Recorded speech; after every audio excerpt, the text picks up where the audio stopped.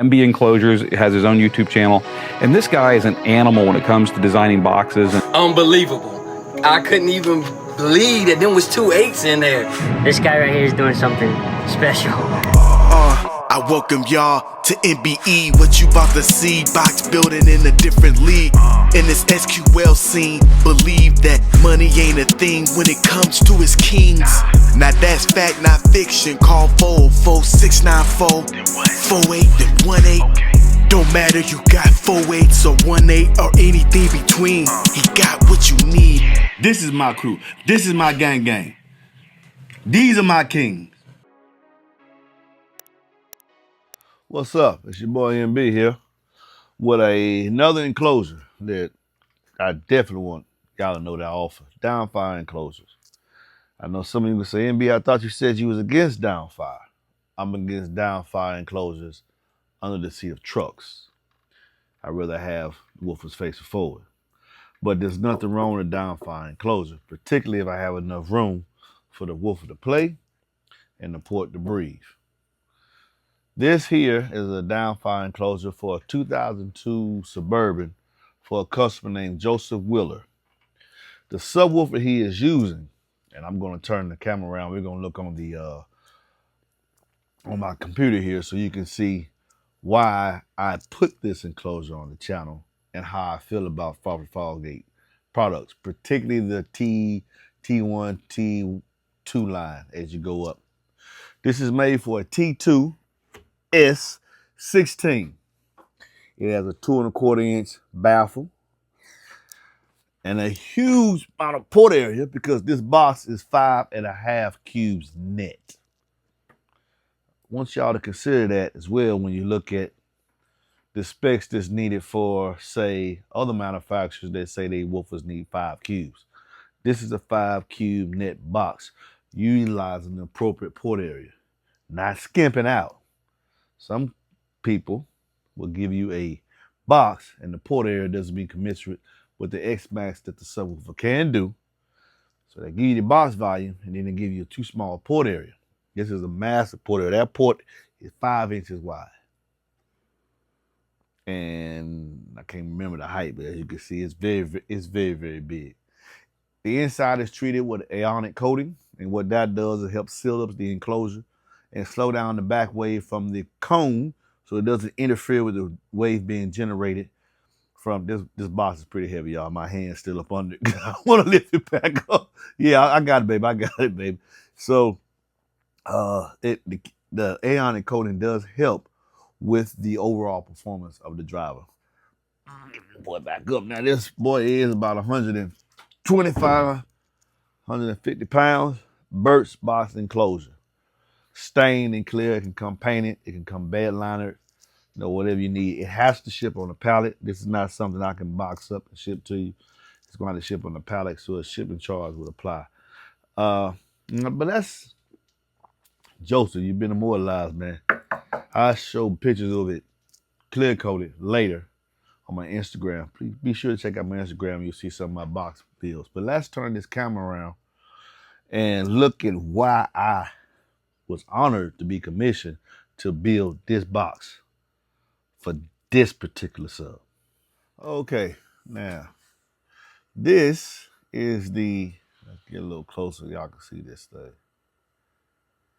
This is the Rockford Fosgate. Slide this over. This is the Rockford Fosgate Power 16 D2 single 2-ohm subwoofer. Now, they utilize a single voice coil that can handle 250 watts. Some, do dual voice coil, which means each coil is rated at 1250. They do one voice coil with ease of rating, ease of wiring, and this voice coil by itself can handle 250 watts. RMS. Now, let's go down and look at the specifications here. Let me get an overview first. This, for sure, read this. This subwoofer is not just another off-the-shelf parts. We wanted something better. There's a lot of subwoofers on the market today. These subwoofer companies popping up every day with the same parts, same basket. Y'all want me to put on the channel and it looks like any other body's using that same platform. I'm not with that. I want true performance, and that's what this channel is strictly designed for. It talks about the features. Why 16 inches? Well, this is a combination of the cone and surround assembly, described as the total effective rating area. Since this model is so massive, we incorporated dual spiders for exceptional travel of cone assembly. And I'm gonna let y'all look at that so you can see why they're able to get extreme travel, 34 millimeters X-Max, with no warping of the cone or the surround. And it's a trick that they do that's not even mimicked today. But the other big companies that I offer, aka Kicker, do the same thing. If you actually look at the driver so you can see the difference in the spacing of the spiders. But it gives you more cone area with a vast technology. Let's look at the technology they incorporated here. The vast surrounds, lawnmower, is attaching the surround technique significantly increases the subwoofer's effective radiating cone area up to 25%.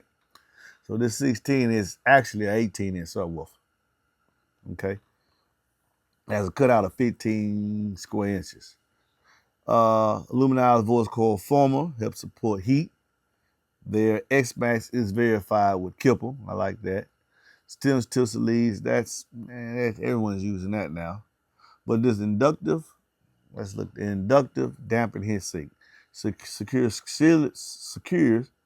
directly to the top of the magnet structure to improve system efficiency by reducing both distortion and the back EMF. Also radiate heats to reduce voice coil temperature. Now, so this woofer right here is limiting the energy generated by the coil moving itself, wiring a magnet, going around another magnet generates electrical current. Well, they have incorporated this type heat sink not only to dissipate heat from the voice coil, but to also limit the EMF. I really wonder how. I think this woofer is at least 10, I know it's over 10 years old. So the technology that people are clamoring about today, Fosgate Ben had this years ago. Let's look at, I really want y'all to look at something here. Let's see if I can get this to do it how I want to do it. Boom. Look at this. Look at this. Boom, boom. Is this it? Boom, boom. Yeah, this is it, right. There we go. Look at that. And let's get y'all up close. First of all, look at the gaps in the magnetic motor structure. And all that does is increase the surface area so you can get more heat to escape the voice coil. So you'll play louder longer. It has vents on the back for the, I think that's just the bolts for the back plate. Look at that pole piece, chamfered pole piece for that voice coil. Look at the ribs on that progressive road spider. I hope y'all zooming in on the camera. Another thing to look at, and let's see if we can get this to come up. Go over here, go over. No, so go back this way, go there, this way, right here. Pump up. Look at that. So when we say space spiders here, we really have space spiders. Look at the difference. From this spider landing to the top spider landing. I know some manufacturers said one day that the reason why he spaces his spiders out is because it's like holding a hammer in two places. You get more control over the voice coil and limit voice coil rock. But this is what I would call a serious spacing.